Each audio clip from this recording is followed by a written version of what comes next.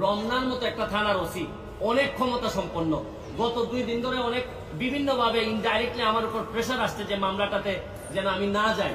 তারপর আমি বলছি যে মাই লর্ড, উনি অনেক শক্তিশালী মানুষ। রাষ্ট্রের পক্ষে প্রাথমিকভাবে পুলিশ প্রসিকিউট আইনের আওতায় নিয়ে আসবো এবং বিচারের মুখোমুখি আমরা দাঁড় করাবো। আসসালামু আলাইকুম দর্শক, দেশ ও দেশের বাইরে থেকে যারা এই মুহূর্তে আমার ভিডিওটি ওপেন করেছেন সবাইকে আসসালামু আলাইকুম। শিরোনাম প্রথমেই, ব্যারিস্টার সুমনকে রমনা থানার ওসি হুমকি দিলেন বেনজির আহমেদের মামলা থেকে সরে দাঁড়াতে। দর্শক, প্রথমে আরও কিছু শুনেছেন। বেনজির আহমেদ বলছেন যে বিচার সরকার করবে, দেশ করবে, আইন করবে এবং স্বরাষ্ট্রমন্ত্রী বিভিন্ন ধরনের কথা বলেছেন। এদিকে আমাদের ডিবি প্রধান হারুন বলেছেন যে সে যেখানেই থাকুক আসামি তার ব্যবস্থা করা হবে এবং এর কোনো ছাড় দেওয়া হবে না। কিন্তু ব্যারিস্টার সুমন জানিয়েছেন যে তাকে প্রতিনিয়তই হুমকি ধামকি দিচ্ছে। চলুন আমরা ব্যারিস্টার সুমনের কাছে চলে যাই, তাহলে বুঝতে পারবো মূল ঘটনা কি সূত্র। রমনার মতো একটা থানার ওসি অনেক ক্ষমতা সম্পন্ন। গত 2 দিন ধরে অনেক বিভিন্নভাবে ইনডাইরেক্টলি আমার উপর প্রেসার আসছে যে মামলাটাতে যেন আমি না যাই। তারপর আমি বলছি যে মাই লর্ড, উনি অনেক শক্তিশালী মানুষ এবং এটার প্রমাণ হিসাবে হচ্ছে গিয়ে যে রুল হওয়ার আগে উনার আইনজীবী এসে কোর্টে সাবমিশন রেখেছেন। এটা আইনজীবীর কোনো প্রবলেম না, প্রবলেম হচ্ছে গিয়ে ক্লায়েন্টের পক্ষ থেকে ব্যাপক প্রেসার আছে সব জায়গায়।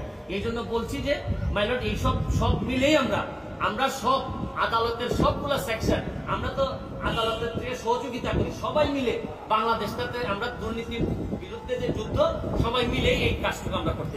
দুদক কিন্তু ঠিকই, দুদকের যিনি আইনজীবী ছিলেন তিনি এইসব দেখে বলছেন যে মাই লর্ড, এটা কিন্তু সত্যি অ্যালার্মিং, এইভাবে আসলে চলতে। এদিকে দুদক বলেছেন এবং দুদকের আইনজীবী বলেছেন যে সত্যি উনি খুব ভয়ানক একজন মানুষ।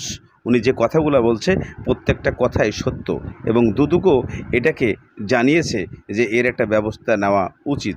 তাই ব্যারিস্টার সুমন নিজেকে বলেছেন যে আমি ব্যারিস্টার সুমন কখনো ভয় পাই না, মৃত্যুকে আমি ভয় পাই না, মৃত্যু একদিন হবেই, তবুও আমি এই মামলার থেকে কোনো প্রকার সরে দাঁড়াতে চাই না। তাই ব্যারিস্টার সুমন কখনো সরবে না। চলুন ব্যারিস্টার সুমন আর কিছু কথা আমরা শুনে আসি, তাহলে বুঝতে পারবো। এবং বড় জিনিস হচ্ছে কি, এটা তো আমি আর আপনি রিপোর্টটা করি নাই, সরকারি সংস্থার রিপোর্টে আসছে যে এই ভদ্রলোকের, এই ওসি মনিরুল সাহেবের যত সম্পদের ফিরিস্তি আমরা আনছি তদন্ততে, তার চেয়ে অনেক বেশি সম্পদ উনার রয়ে গেছে, যেটা এখনো আসে নাই। আপনার প্রতি প্রেশারটা আসলে কারা দিচ্ছে না, এটা বিষয়টা তো কিছু কিছু প্রেশার আমি তো আপনাদেরকে বলতে পারি না, কিন্তু ইনডাইরেক্টলি আমি বলছি যে এটা খুব স্বাভাবিক। ঢাকার এরকম একটা জায়গার ওসি সাহেবের বিরুদ্ধে কিছু বলতে গেলে এটা লুকানোর কিছু নাই। এরকম একজন ওসি সাহেবের বিরুদ্ধে একটা মামলা করতে গেলে বাংলাদেশের বিবেচনায় আপনি হয়তো আইনজীবী পাবেন, কিন্তু বাদী খুঁজে পাবেন না যে দাঁড়ায় বলবে যে আপনি অপরাধ করেছেন। কারণ তাদের বিভিন্ন যারা অসৎ লোক হয়, তাদের সিন্ডিকেট এবং তাদের ক্ষমতা এত শক্তিশালী হয়, বাংলাদেশ কেন গ্রামে আপনি একটা ভালো বাদী তৈরি করতে পারবেন না যে গিয়ে বিচার দিবে। আর বিচার দেওয়ার অপরাধেই তো বাংলাদেশের বহু লোকে মানে এই দেশ থেকে মানে আপনি চিন্তাই করতে পারবেন না কত ক্ষতিগ্রস্ত হইতে হয়।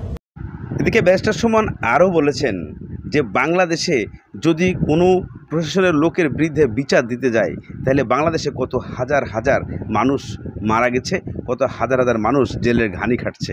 তাহলে আমি আইনের লোক হয়ে যদি আমি ভয় পাই, তাহলে সাধারণ মানুষের কত কিছু করতে পারে এই ভয়ঙ্কর বেনজির, ভয়ঙ্কর মনির, ভয়ঙ্কর যে এসি এবং বর্তমানের যে বাংলাদেশের মানে রাজনৈতিকভাবে জড়িত যেই এসআইরা আছে, বর্তমানের যে ওসিরা আছে, তারা খুবই ভয়ঙ্কর এবং পুলিশের ডিআইজি যারা আছেন অনেকটা ভয়ঙ্কর।